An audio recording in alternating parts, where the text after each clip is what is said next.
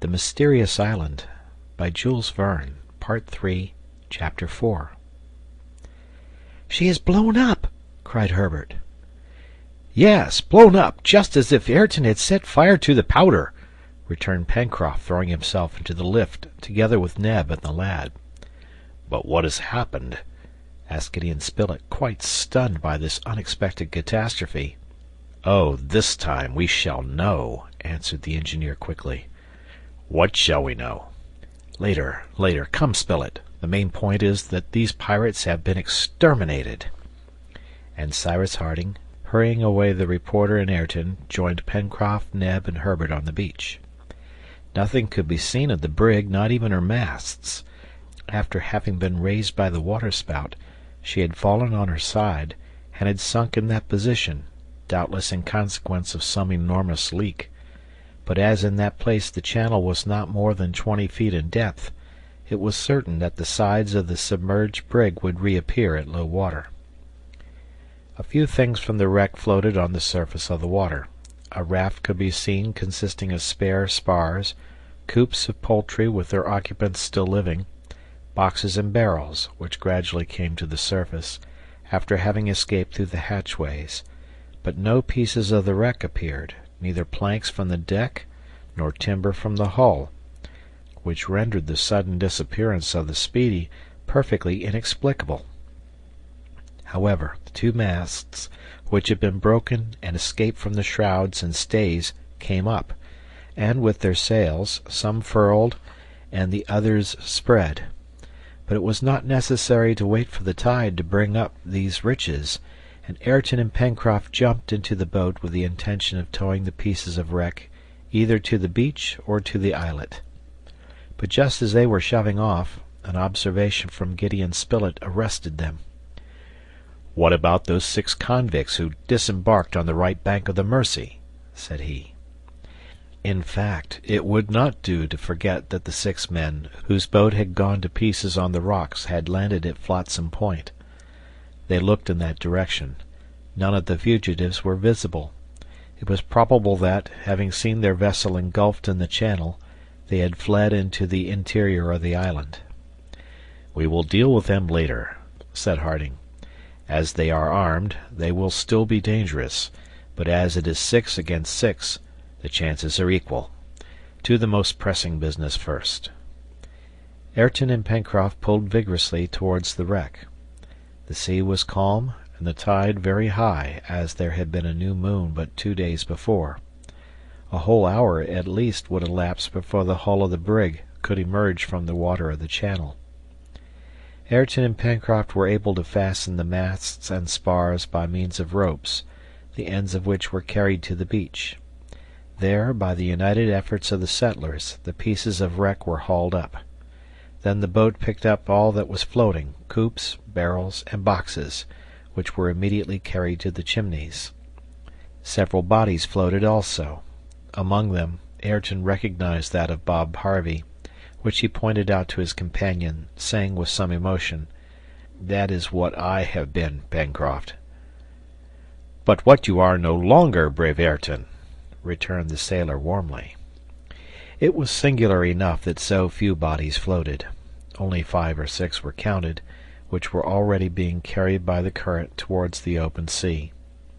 Very probably the convicts had not had time to escape, and the ship lying over on her side, the greater number of them had remained below. Now the current, by carrying the bodies of these miserable men out to sea, would spare the colonists the sad task of burying them in some corner of their island. For 2 hours Cyrus Harding and his companions were solely occupied in hauling up the spars onto the sand, and then in spreading the sails, which were perfectly uninjured, to dry. They spoke little, for they were absorbed in their work, but what thoughts occupied their minds? The possession of this brig, or rather all that she contained, was a perfect mine of wealth. In fact, a ship is like a little world in miniature, and the stores of the colony would be increased by a large number of useful articles. It would be, on a large scale, equivalent to the chest found at Flotsam Point.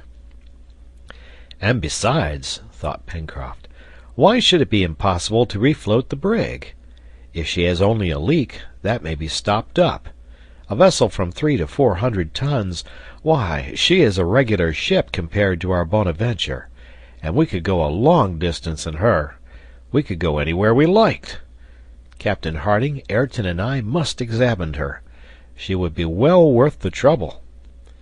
In fact, if the brig were still fit to navigate, the colonists' chances of returning to their native land were singularly increased.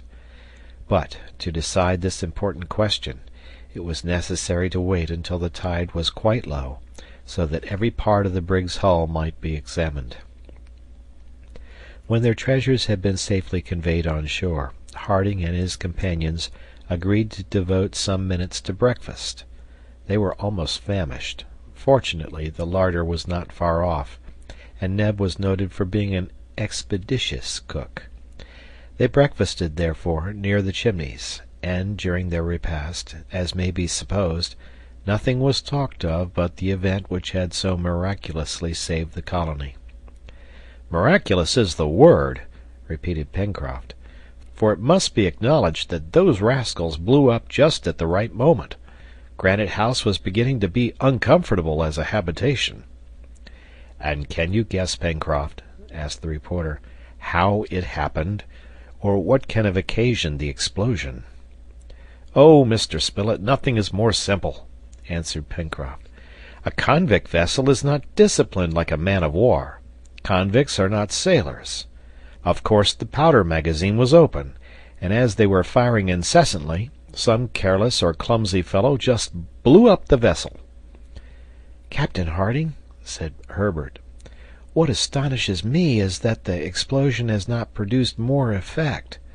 The report was not loud, and besides there are so few planks and timbers torn out. It seems as if the ship had rather foundered than blown up." "Does that astonish you, my boy?" asked the engineer. "Yes, captain." "And it astonishes me also, Herbert," replied he. "But when we visit the hull of the brig, we shall no doubt find the explanation of the matter."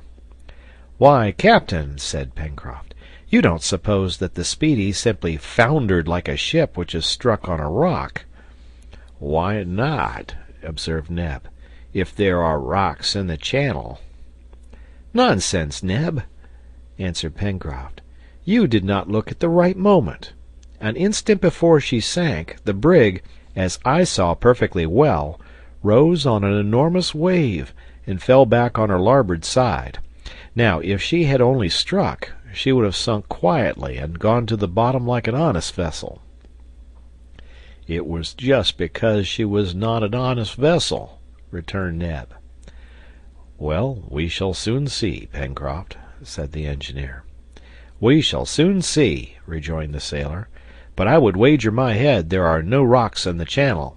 Look here, captain, to speak candidly, do you mean to say that there is anything marvelous in the occurrence?"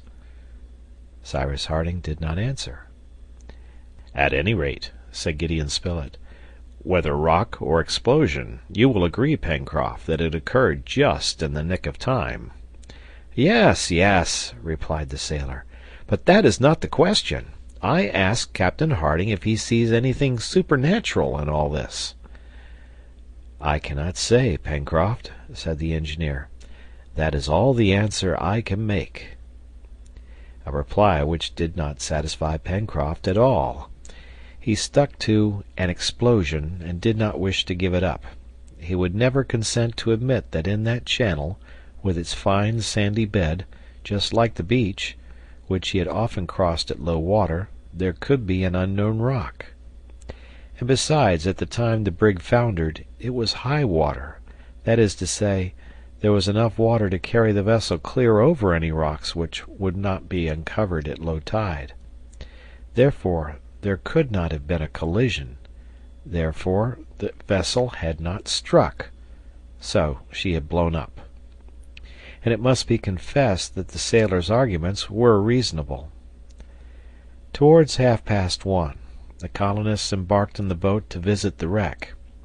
It was to be regretted that the brig's 2 boats had not been saved, but one, as has been said, had gone to pieces at the mouth of the Mersey, and was absolutely useless. The other had disappeared when the brig went down, and had not again been seen, having doubtless been crushed. The hull of the Speedy was just beginning to issue from the water. The brig was lying right over on her side, for her masts being broken, pressed down by the weight of the ballast displaced by the shock, the keel was visible along her whole length. She had been regularly turned over by the inexplicable but frightful submarine action, which had been at the same time manifested by an enormous waterspout. The settlers rowed round the hull, and in proportion as the tide went down, they could ascertain, if not the cause which had occasioned the catastrophe, at least the effect produced. Towards the bows, on both sides of the keel, 7 or 8 feet from the beginning of the stem, the sides of the brig were frightfully torn.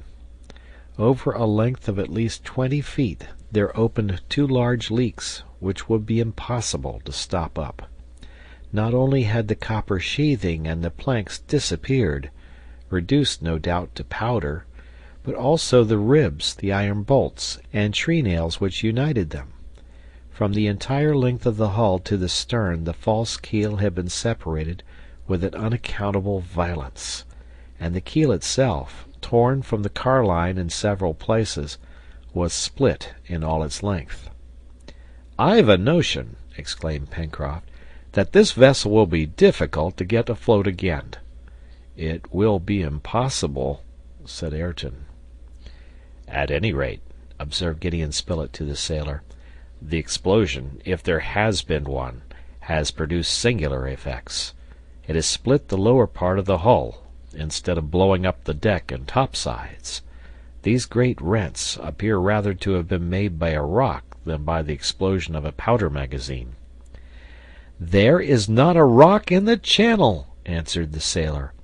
"I will admit anything you like, except the rock." "Let us try to penetrate into the interior of the brig," said the engineer. "Perhaps we shall then know what to think of the cause of her destruction." This was the best thing to be done, and it was agreed, besides, to take an inventory of all the treasures on board, and to arrange for their preservation. Access to the interior of the brig was now easy. The tide was still going down, and the deck was practicable. The ballast, composed of heavy masses of iron, had broken through in several places. The noise of the sea could be heard as it rushed out at the holes in the hull. Cyrus Harding and his companions, hatchets in hand, advanced along the shattered deck. Cases of all sorts encumbered it, and, as they had been but a very short time in the water, their contents were perhaps uninjured. They then busied themselves in placing all this cargo in safety. The water would not return for several hours, and these hours must be employed in the most profitable way. Ayrton and Pencroft had, at the entrance made in the hull, discovered tackle, which would serve to hoist up the barrels and chests. The boat received them and transported them to the shore. They took the articles as they came, intending to sort them afterwards. At any rate, the settlers saw at once, with extreme satisfaction, that the brig possessed a very varied cargo, an assortment of all sorts of articles, utensils, manufactured goods, and tools, such as the ships which make the great coasting trade of Polynesia are usually laden with. It was probable that they would find a little of everything, and they agreed that it was exactly what was necessary for the colony of Lincoln Island. However, and Cyrus Harding observed it in silent astonishment, not only, as has been said, had the hull of the brig enormously suffered from the shock, whatever it was, that had occasioned the catastrophe, but the interior arrangements had been destroyed, especially towards the bows. Partitions and stanchions were smashed, as if some tremendous shell had burst in the interior of the brig. The colonists could easily go fore and aft, after having removed the cases as they were extricated. They were not heavy bales, which would have been difficult to remove, but simple packages, of which the stowage, besides, was no longer recognizable. The colonists then reached the stern of the brig, the part formerly surmounted by the poop. It was there that, following Ayrton's directions, they must look for the powder magazine. Cyrus Harding thought that it had not exploded, that it was possible some barrels might be saved, and that the powder, which is usually enclosed in metal coverings, might not have suffered from contact with water. This, in fact, was just what had happened. They extricated from among a large number of shot 20 barrels, the insides of which were lined with copper. Pencroft was convinced, by the evidence of his own eyes, that the destruction of the Speedy could not be attributed to an explosion. That part of the hull in which the magazine was situated was, moreover, that which had suffered least. "It may be so," said the obstinate sailor, "but as to a rock, there is not one in the channel." "Then how did it happen?" asked Herbert. "I don't know," answered Pencroft. "Captain Harding doesn't know, and nobody knows, or ever will know." Several hours had passed during these researches, and the tide began to flow. Work must be suspended for the present. There was no fear of the brig being carried away by the sea, for she was already fixed as firmly as if moored by her anchors. They could, therefore, without inconvenience, wait until the next day to resume operations. But as to the vessel herself, she was doomed, and it would be best to hasten to save the remains of her hull, as she would not be long in disappearing in the quicksands of the channel. It was now 5 o'clock in the evening. It had been a hard day's work for the men. They ate with good appetite, and, notwithstanding their fatigue, they could not resist, after dinner, their desire of inspecting the cases which composed the cargo of the Speedy. Most of them contained clothes, which, as may be believed, were well received. There was enough to clothe a whole colony, linen for everyone's use, shoes for everyone's feet. "We are too rich!" exclaimed Pencroft. "But what are we going to do with all this?" And every moment burst forth the hurrahs of the delighted sailor when he caught sight of the barrels of gunpowder, firearms, and sidearms, balls of cotton, implements of husbandry, carpenters', joiners', and blacksmiths' tools, and boxes of all kinds of seeds, not in the least injured by their short sojourn in the water. Ah, 2 years before, how these things would have been prized!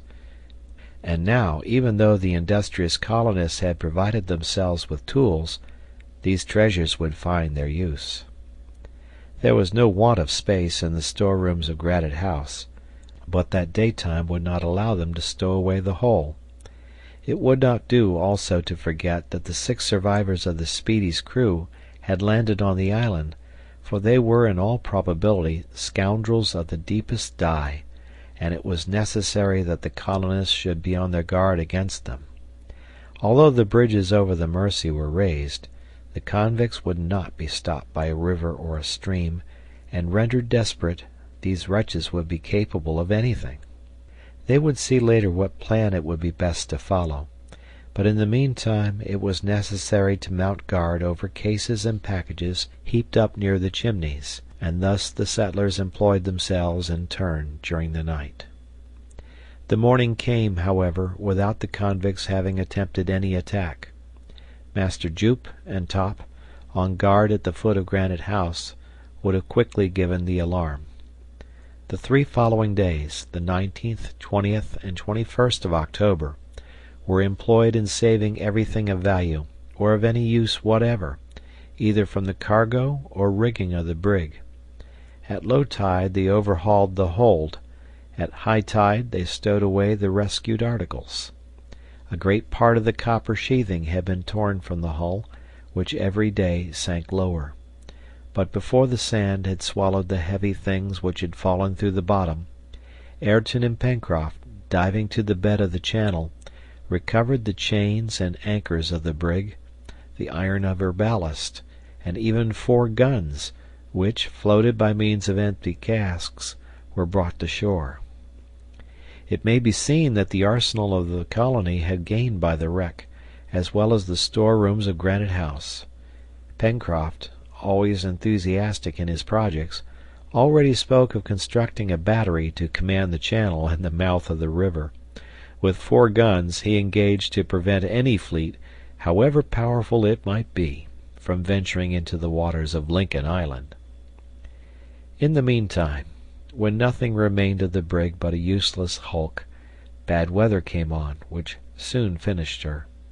Cyrus Harding had intended to blow her up, so as to collect the remains on the shore, but a strong gale from the northeast and a heavy sea compelled him to economize his powder. In fact, on the night of the 23rd, the hull entirely broke up, and some of the wreck was cast up on the beach. As to the papers on board, it is useless to say that, although he carefully searched the lockers of the poop, Harding did not discover any trace of them. The pirates had evidently destroyed everything that concerned either the captain or the owners of the Speedy, and as the name of her port was not painted on her counter, there was nothing which would tell them her nationality. However, by the shape of her boats, Ayrton and Pencroft believed that the brig was of English build.